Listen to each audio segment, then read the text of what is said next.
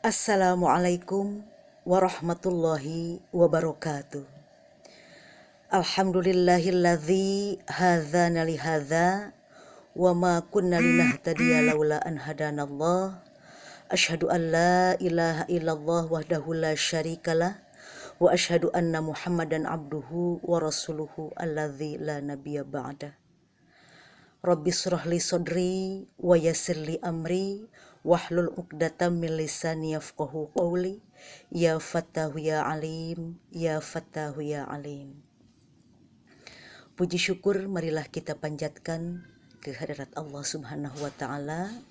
Alhamdulillah wa syukurillah kita semua masih diberikan kenikmatan oleh Allah Subhanahu wa taala, sehat lahir dan batin.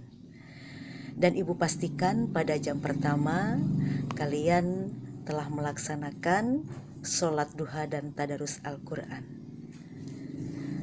Mudah-mudahan amal kita hari ini oleh Allah Subhanahu wa taala dicatatkan menjadi amal kebaikan.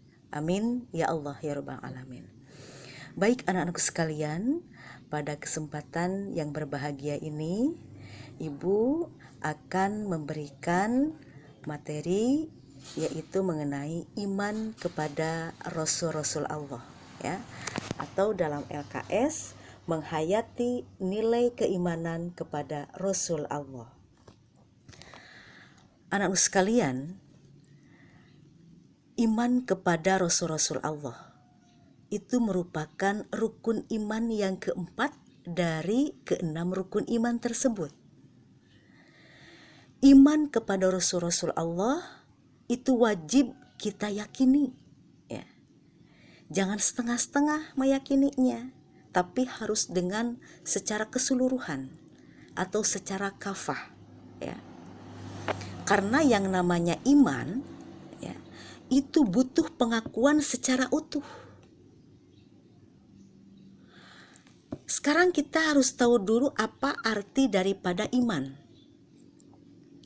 Iman itu artinya percaya, meyakini dengan sepenuh hati, mengucapkan dengan lisan, dan membuktikan, ya, dalam bentuk apa yang kita kerjakan dalam kehidupan kita sehari-hari. Kalau bahasa Arabnya iman itu amana yu'minu imanan, artinya percaya, ya, meyakini. Sekarang Rasul itu adalah seorang laki-laki yang diutus oleh Allah Subhanahu wa taala, yang mendapatkan wahyu dari Allah Subhanahu wa taala. Kita harus bisa membedakan antara Rasul dan Nabi, ya. Kalau Nabi, ya, itu adalah orang yang mendapatkan wahyu dari Allah Subhanahu wa taala, tetapi untuk dirinya sendiri, ya, bukan untuk disampaikan kepada umatnya. Tapi kalau Rasul, selain beliau itu, ya, menerima wahyu untuk dirinya sendiri, juga untuk disampaikan kepada umatnya. Ya, jadi kita harus bisa membedakan antara nabi dan rasul di sini. Anak sekalian, rasul itu banyak sekali, ya, juga nabi. Ada yang diceritakan, ada yang tidak diceritakan, gitu ya. Gitu. Ada yang wajib kita ketahui, ada yang tidak wajib diketahui. Nah, di sini dalam riwayat Imam Ahmad, ya, dari Abu Dzar radhiyallahu anhu, bahwa Rasulullah SAW bersabda bahwa jumlah nabi itu ada 1.240.000 nabi, ya. Kemudian Rasul itu berjumlah 315 Rasul. Itu banyak sekali, ya. Tetapi yang wajib kita imani, Rasul itu ada 10, nabi dan rasul itu ada 25, maaf ya. ada 25. Itu semuanya disebutkan di dalam Al-Quran yang 25 nabi dan rasul tersebut, ya. Beriman kepada rasul itu berarti kita harus meyakini keberadaan dan kebenaran yang dibawakan oleh nabi dan rasul, ya. Gitu. Nah, di sini Allah Subhanahu wa taala berfirman dalam Quran surat Al-Hasyr, ya, ayat 7. A'udzu billahi minasyaitonir rajim. Bismillahirrahmanirrahim. Wa ma atakumur rasulu fakhudhuhu wa ma nahakum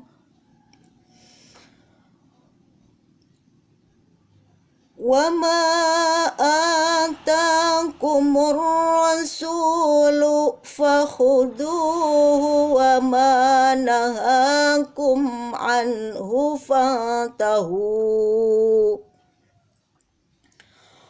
wattaqullah innallaha syadidul iqab. Apa yang diberikan Rasul kepada kalian, maka terimalah. Dan apa yang dilarangnya bagi kalian, maka tinggalkanlah. Dan bertakwalah kepada Allah, sesungguhnya Allah amat keras hukumannya. Anak-anak sekalian yang ibu cintai, ibu banggakan, Allah Subhanahu wa taala di sini dalam firman-Nya sudah memberitahukan bahwa apa yang dibawakan Rasul, ya, karena Rasul itu adalah merupakan utusan Allah Subhanahu wa taala yang dibawanya, ya, itu harus diterima. Contoh begini, ya, Rasulullah Shallallahu Alaihi Wasallam, ya, diberikan wahyu oleh Allah Subhanahu Wa Taala, ya, diperintah oleh Allah Subhanahu Wa Taala untuk menyampaikannya kepada umatnya. Nah, maka kita sebagai umatnya harus bisa menerimanya dengan lapang dada, dengan ikhlas, dan bisa mengerjakan apa yang diperintahkannya. Contoh dalam ibadah, ya, sholat yang 5 waktu itu adalah perintah Allah Subhanahu wa taala, ya, yang disampaikan kepada Nabi Muhammad Shallallahu Alaihi Wasallam. Kemudian Nabi mencontohkan, ya, dan kita mengikuti contoh Nabi dalam pelaksanaan sholat, ya.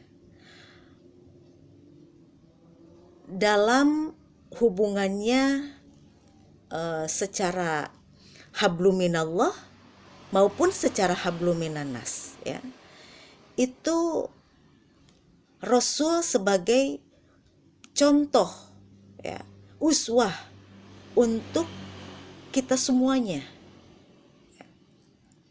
Sekarang apa yang dilarangnya, ya, oleh Rasul, maka oleh kita harus ditinggalkan, ya. Segala sesuatu yang dilarang karena tidak semata-mata itu dilarang kalau tidak ada resiko yang besar, gitu. Anak-anak sekalian, iman kepada Rasul itu harus mencakup 4 hal. Yang pertama, mengimani bahwa risalah mereka adalah hak dan benar-benar dari Allah Subhanahu wa taala. Maka harus diterima. Yang kedua, kita harus mengetahui nama-nama, ya, yang 25 nabi dan rasul yang ada dalam Al-Qur'an, ya. Dari Nabi Adam sampai Nabi Muhammad SAW. Insya Allah kalau ada kesempatan kita akan bersama-sama melantunkan 25 nabi dan rasul.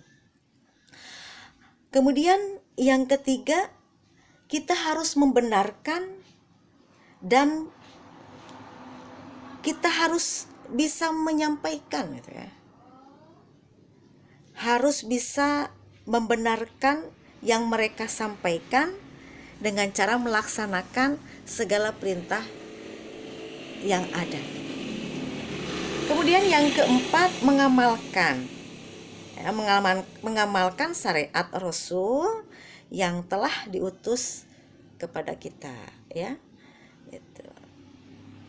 Contoh Nabi, ya, dalam ibadah mahdhah, ghair mahdhah, maka harus kita ikuti, ya. Karena apabila kita menginginkan kebahagiaan dunia dan akhirat, maka kita harus berpedoman kepada Al-Quran, juga kepada syariat yang telah dibawa oleh Rasul kita Nabi Muhammad SAW. Baik anak-anak sekalian, pada kesempatan ini ya, Ibu hanya menyampaikan pengertian iman kepada Rasul Allah saja. Mudah-mudahan lain waktu kita bisa bersua kembali dalam pelajaran PAI, ya, dalam kegiatan Zoom meeting, ya, atau video yang lainnya. Sekian, hasbunallahu wa ni'mal wakil. Assalamualaikum warahmatullahi wabarakatuh.